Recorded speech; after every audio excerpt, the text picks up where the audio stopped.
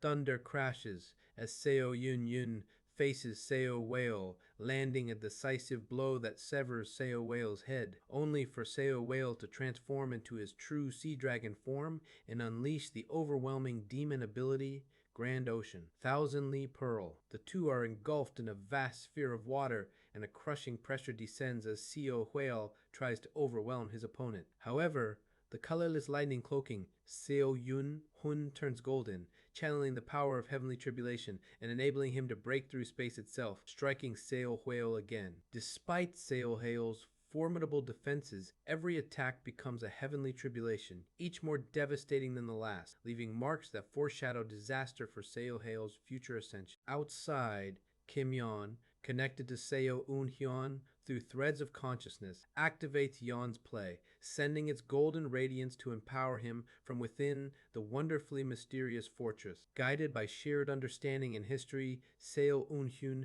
fuses the power of Yoon's play with the canvas of myriad forms and connections, drawing strength from the memories and connections of countless lives, manifesting the techniques and hearts of those he's met, Gu Baek, Baek Noyoung, and others. He unleashes a barrage of tribulations, lightning that tears through flesh, gravity that crushes, and ultimately a final golden chain powered by the collective hearts and histories that bind him. In the midst of the final clash, Seo Un-hyun's understanding deepens. He realizes the nature of the immortal beast's true blood and why it must be expelled for true growth. Shedding the black dragon's form and lightning, he is enveloped in pure white mist, on the verge of his own awakening as an immortal beast. With one last surge, Seo Yun Hyun pierces Seo Whale's heart, completing the ritual of heart and history, and delivers the heart that Yubek entrusted to him. As Seo Whale is struck down, he reverts to human form, smiles, and dissolves into blue light, pursued by the Mad Lord. Seo Yung Hyun,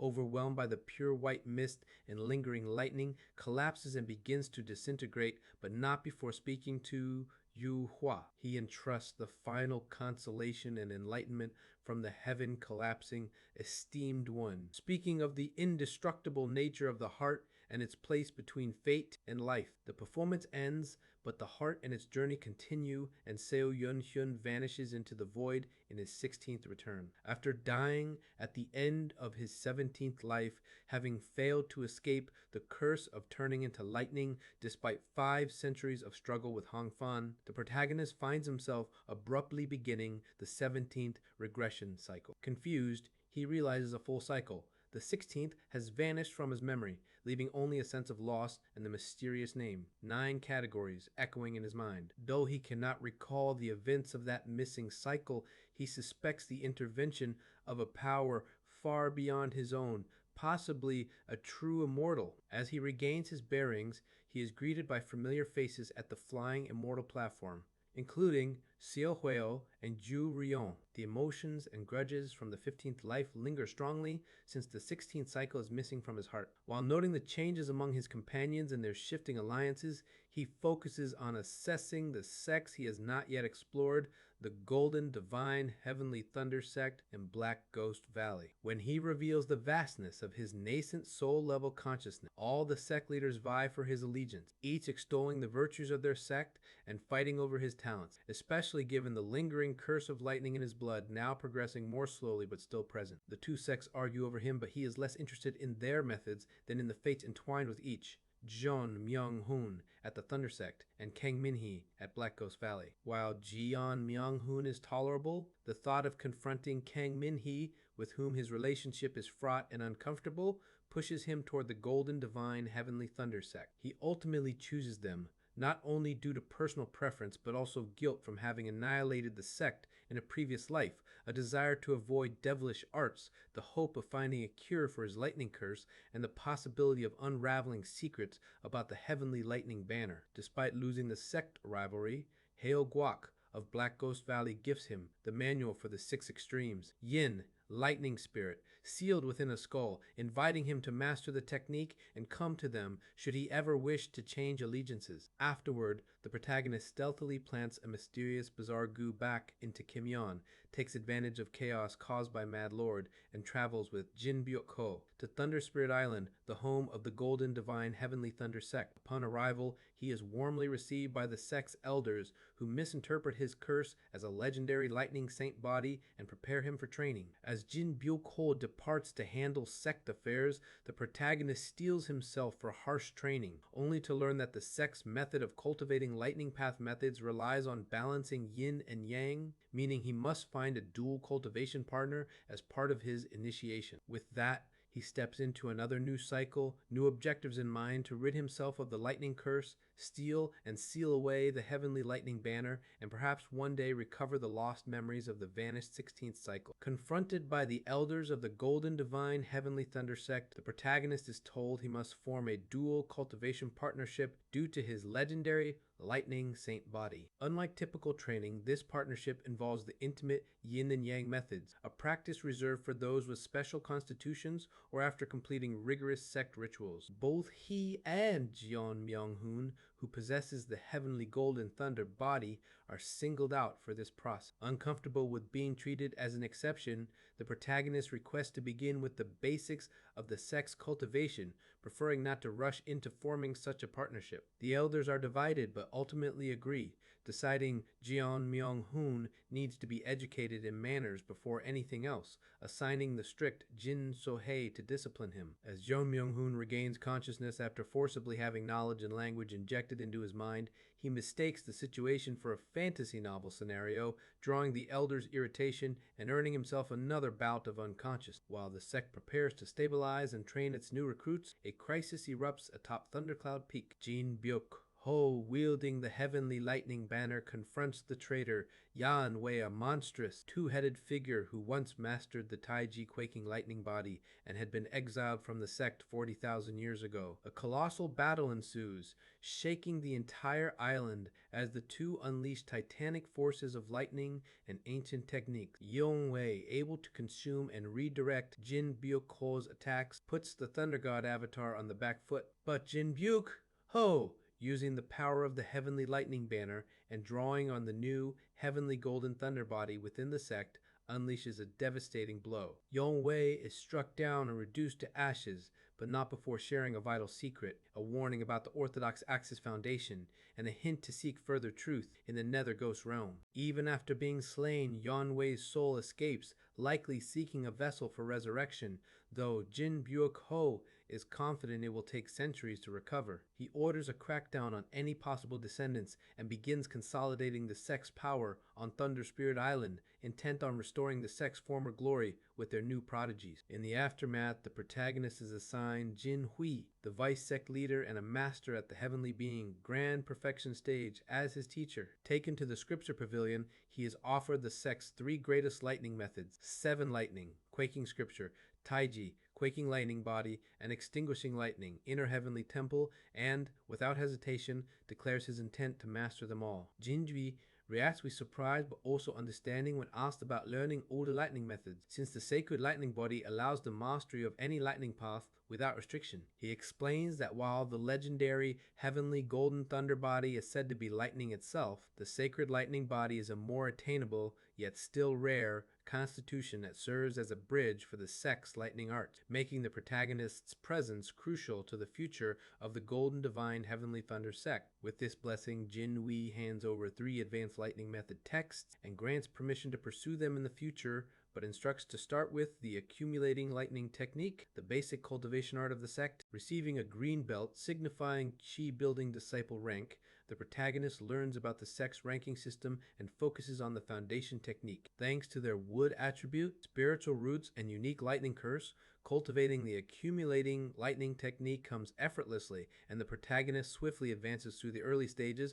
by drawing on previous cycles' stored power and the abundant spiritual energy in the sect's best cave resident. The process of cultivating with the demon beast method proves brutal, repeatedly exploding the Dantian to force advancement, but each time, medical skill and supernatural regeneration allow recovery and further growth. After several harrowing breakthroughs, the protagonist not only surpasses the critical 7th star of chi refining, but rises rapidly through the chi building stage as well, using the demonic method's forceful, survival of the fittest approach. Pushing onward, the protagonist absorbs heaven and earth spiritual energy, shatters and reforms the demon core, and even draws in a strike of heavenly tribulation, lightning to store as future power. The cultivation continues with more explosive breakthroughs, culminating in a core formation stage, transformation, where the upper, middle, and lower dantians are interconnected and the demon core becomes even more powerful. Reaching the limit of what can be absorbed, the protagonist endures another round of tribulation.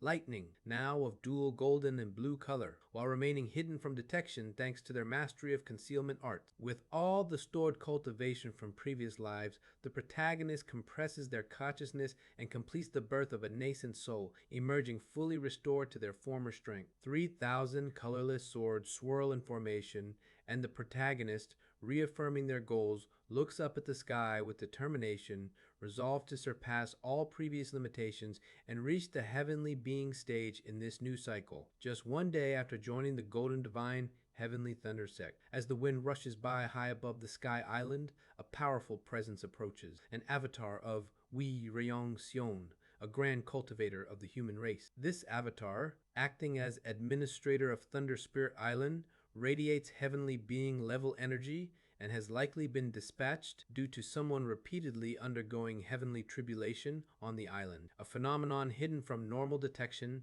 by the record of transcending cultivation and exhausting martial art. The urge to test strength against this avatar rises, bolstered by the combined might of treading heavens, the earth tribe's demon beast power, and the immortal beast's talent, but caution prevails. Confronting and defeating the avatar would only provoke Wei Ryongsun's true body to intervene. So instead, a move is made to vanish from all perception by slashing open a blind spot in heaven and earth's spiritual energy, evading detection and leaving Wei Ryongsun's avatar searching in vain. Once safely hidden, a descent is made into a bustling market within the cultivator city on Thunder Spirit Island, the record of transcending cultivation and exhausting martial arts used to blend in among the crowds. While gathering materials for Han Fan's awakening, attention is drawn by a merchant from the black-scaled fish commanding sect selling demon beast methods inscribed on shed snakeskin. The merchant explains that the sect discards certain demon beast methods, particularly those of the serpent race, due to internal biases.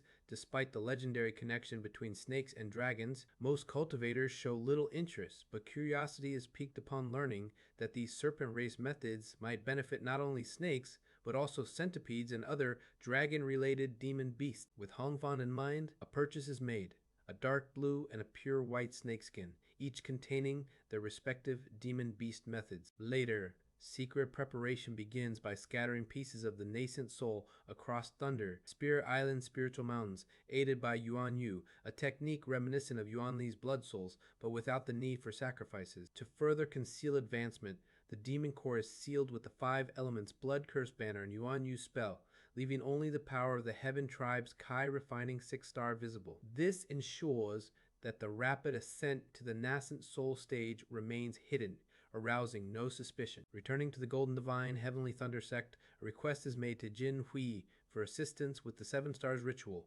revealing a breakthrough to the 6th star of Qi refining in a single day. Jin Tri reacts with disbelief and shock, unable to fathom such rapid progress, but upon verifying the truth, the entire sect is thrown into turmoil at the astonishing feat. Meanwhile, thoughts linger on Han Fan's potential, a sense of destiny growing that greatness awaits. Jin Wei, the vice sect master of the Golden Divine Heavenly Thunder sect, is left astounded after watching Seo Yun-hin master the accumulating lightning technique and reach the 6th star of Qi refining in a single day, an achievement so absurd that even the sect's most powerful elders gather in disbelief. Jin Ho and Supreme Sect Master Jin Byuk Ho debate the origins of Seo On-hun's talent, suspecting either secret prior training or simply acknowledging that his understanding and aptitude are beyond comprehension. Jin Hui proposes that only Jin So-hei, with her formidable wall force constitution, or a nascent soul stage elder could be suitable as Seo Yun-hyun's dual cultivation partner, given his monstrous potential. Jin Byuk Ho Delighted at the prospect of his sect's ancient glory being restored by such prodigious new disciples, decrees that both Seo Yun-hyun and Jeon Myung-hun are to be exempted from the usual merit point requirements, granting them free access to sect resources. Seo Yun-hyun, while observing all this, reflects on Jeon Myung-hun's latent power and resolves to push him forward by any means necessary, even considering drastic methods if needed. He plans to quickly advance his own cultivation so as not to fall behind, and prepares for the upcoming Seven Stars ritual under the guidance of his master, Jin Kwa. When Jinhui brings up the need for a dual cultivation partner after the ritual, Seo Yun-hyun is initially dismayed at the prospect of being paired with a nascent soul stage elder, especially considering the possible oddities among available women. However, he quickly adapts, reasoning that such a partnership could give him the freedom to avoid emotional entanglements and use any experimentation as an excuse to remain unattached and mobile within the sect. Jin Hui suggests Grand Elder Hong, a late heavenly being stage cultivator notorious for her eccentricity and history of conducting human experiments on her partner. Despite Jin Hui's guilty admission of having been cornered by Grand Elder Hong's demands, Seo Eun-hyun accepts, seeing potential advantages in both learning from her and using her reputation as a shield for his own independence. During the Seven Stars ritual, ominous dark clouds gather, threatening to interfere. Defying expectations, Seo Yun uses his accumulating lightning technique to clear the skies with a display of azure lightning, astonishing Jin Hui and successfully completing the ritual, attaining the 7th star of Qi refining and regaining his Heaven Tribe vision. The next day, Grand Elder Hong appears, introducing herself as his dual cultivation partner. At first she appears composed, but quickly erupts in anger over perceived breaches of centuries-old etiquette, demanding subservience and proper respect. Seo Yun, realizing her wrath is fueled not just by etiquette, but by his own intent to keep his distance, quickly adjusts his behavior and apologizes. In the charged moment, he recognizes in her the aura of someone who has also reached the fabled Three Flowers Gather at the summit, marking her as another exceptional cultivator. The chapter closes with Seo Yun-hyun facing a new, unpredictable partnership with Grand Elder Hong, all while the sect's expectations for both him and Jeon Myung-hun continue to mount. When it becomes clear that Grand Elder Hong has reached the realm of Three Flowers Gather at the summit, a tense yet electrifying duel ensues. She is instantly intrigued by the skill on display and, sensing a fellow sword cultivator, proposes a match using flying sword techniques. The protagonist, undaunted, picks up a table leg as his sword, and the two clash, her 16 golden flying swords encircling and striking with lightning-infused energy, while he uses his unmatched sword control to parry and counterattack. Each exchange is not just physical, but a contest of intent and mastery, even as he is pressed by her heavenly being. Stage power visions flash before him out of countless imagined duels. Only once do they both perish together, every other scenario showing her defeat. The duel is fierce, but neither truly uses their full arsenal. Hong Soo-ryung, after being momentarily bested, admits her shock and curiosity, especially when her own flying swords briefly fall under his control. She then reveals aspects of her own path, describing how her fascination with the martial world's desperate, earnest swordsmanship led her to walk both the path of cultivator and martial artist. Unlike other sword cultivators who rely solely on flying swords, she values the understanding that comes from wielding a sword by hand, which ultimately propelled her to the profound 5 energies converging to the origin realm and bodily transformation. Their conversation turns to the nature of talent. Hong Soo-ryung proclaims that through her research and experiments, she has found talent to be an illusion, insisting that will and effort are decisive, and even legendary constitutions, like the lightning sacred body, can be forged through human intent. She references her experiments on dual cultivation partners, which only ever strengthen them, and admits that, with someone who has already reached the peak as naturally as the protagonist, there is no point in further experimentation. The topic of talent segues into a discussion of Chung Moon-ryung from Byokra, a cultivator famous among high-level practitioners as the Yellow Snake, a moniker denoting wisdom rather than innate genius. Black snakes, she explains, are considered auspicious omens among the serpent race, possibly linked to the wisdom of the heavens and a destiny for greatness. To test the protagonist, Hong Soo-ryung displays an intricate flying sword formation based on the 8 trigrams, producing 66 transformations. She is astonished when he discerns every single transformation at a glance, something only Chongmun Ryung has accomplished before. Pressing further, she questions whether his remarkable abilities stem from genuine talent or some secret method, suspecting he may be much older and more experienced than he appears. The truth, he hints, lies not in innate talent but in relentless effort and mastering the basics through deep understanding. Their exchange leaves Hongsu Yang both impressed and suspicious, sensing that behind his youthful appearance is a depth of cultivation and insight that defies conventional explanation. Hongsu Ryung grows suspicious of my true nature, but after checking my pulse and verifying my physical age, she can only accept that I am indeed in my late 20s. Though her doubts linger, she lets the matter rest, focusing instead on demonstrating her unique cultivation approach. She reveals her mastery of blending basic techniques into high-level forms, culminating in a spectacular sword formation powered by lightning, which blasts a hole through my cave residence and even damages distant mountains. The demonstration is so overwhelming that her senior brothers shout at her from afar, calling her a lunatic for causing such chaos. She awkwardly promises to repair the damage by finding me a better cave resident. As time passes, we discuss the nature of talent, with Hongsu Ryung expressing her belief that talent is simply fate, everyone is a genius in their own appropriate field, and what the world calls talent is simply where one's fate draws them. Her words make me reflect on my own path, realizing I have yet to discover what truly draws me. Over the following month, Hong Soo-young and I become unexpectedly close, engaging in deep conversations about the essence of lightning and cultivation. I recover my lost cultivation at an incredible pace, thanks to the synergy of my lightning sacred body and the techniques I practice. With the 1,000 lustrous forests sea and the extinguishing lightning inner heavenly temple, I advance rapidly, reaching the 6th star of the ladder, a feat that would normally take decades. Hong Soo-ryung is astonished at my progress, attributing it to my legendary physique, and her fascination with replicating the sacred lightning body only grows. My new cave residence, gifted by Hong Soo-ryung, is far superior to the previous one, filled with dense spiritual veins, making it ideal for focused cultivation. I continue to push my progress, combining methods and techniques to cultivate even faster, and soon approach the 7th star of the extinguishing lightning inner heavenly temple, all while maintaining the appearance of slow advancement beyond the core formation stage. Alongside my own cultivation, I guide Yuan Yu and Hong Fan. Yuan Yu, whose body harmonizes yin and yang, excels with the Taiji quaking lightning body. Hong Fan, having awakened his name, progresses quickly with the serpent race method, even enduring painful transformations as he sheds his shell, eventually reaching a critical cultivation threshold. He seems to recognize my help, showing affection despite his limited intelligence. Through the extinguishing lightning inner heavenly temple, I attempt to send willful signals to Kim Yan via the mysterious bizarre goo, hoping to aid her cultivation, though direct communication remains impossible due to the distance. As my reputation grows within the sect, I am greeted respectfully by disciples and elders alike, and preparations are made for my appointment as an elder of the Golden Divine Heavenly Thunder sect. Meanwhile, Jo Myung-hun completes his foundational education and is set to begin learning the sect's basic methods, marking another step forward for our group in this world. A month after arriving in the bright cold realm,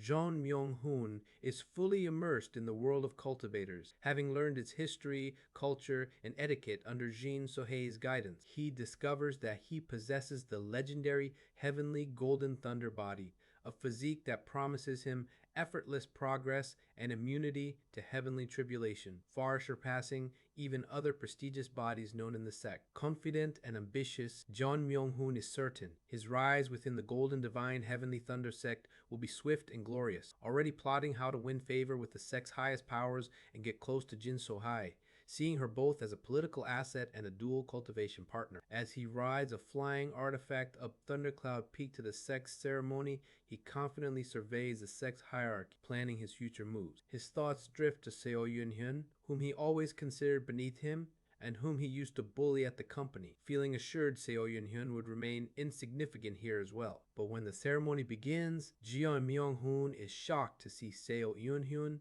standing among the nascent Soul Elders, already recognized as a core formation cultivator and wearing the badge of a future elder, smiling calmly at him. The ceremony continues with the sect master Jin Byo Ho proudly announcing the sect's reclamation of their ancestral divine artifact and the arrival of a new disciple with the heavenly golden thunder body. Jeon Myung-hoon is officially welcomed, and Jin Byuk-ho hands him the accumulating lightning technique, expecting him to master this basic method in no more than an hour or two, far faster than ordinary prodigies, and even faster than Seo Yun-hyun, who reached the 6th star of key refining in a single day. Jeon Myung-hoon, initially confident, is stunned to find the text incomprehensible and cannot make sense of its cultivation instructions. The next day, the sect is in an uproar. Jeon Myung-hoon's master, Jin Jin-chan, explains to the Supreme Sect Master that Jeon Myung-hoon has no fundamental understanding of spiritual energy or cultivation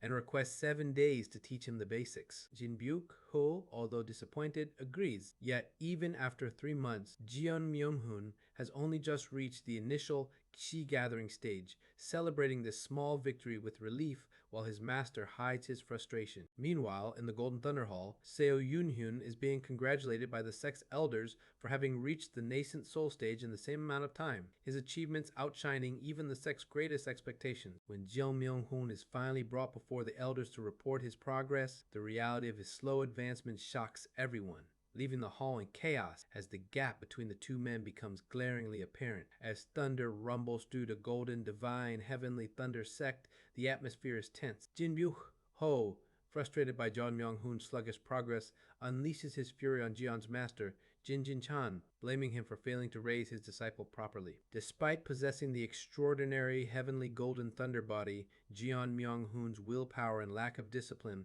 have kept him lagging behind, requiring 3 months to reach a stage that even newborns in higher realms achieve with ease. Jin Jin-chan, though wishing to protest, accepts responsibility, resolving to find a training method suited to his disciple's temperament. After the meeting, Jeon Myung-hoon broods over Seo Eun-hoon's achievements, convinced that Seo's rapid rise to elder status must be due to spiritual elixirs and a powerful dual cultivation partner. Jeon is certain that, once given the same opportunities, he will quickly surpass Seo Yun-hyun. However, his master has a different plan. Jeon is bound to a stone seat inscribed with lightning runes and subjected to a brutal regimen of forced cultivation, using both pain and spiritual infusion to build his endurance and mastery. Meanwhile, Seo Eun-hyun, now a recognized elder, continues his own cultivation journey. He has mastered all 3 of the sect's major lightning methods, thanks in part to his partnership with Hongsu Ryeong. Their relationship remains a meeting of minds rather than bodies, with both exchanging deep insights into sword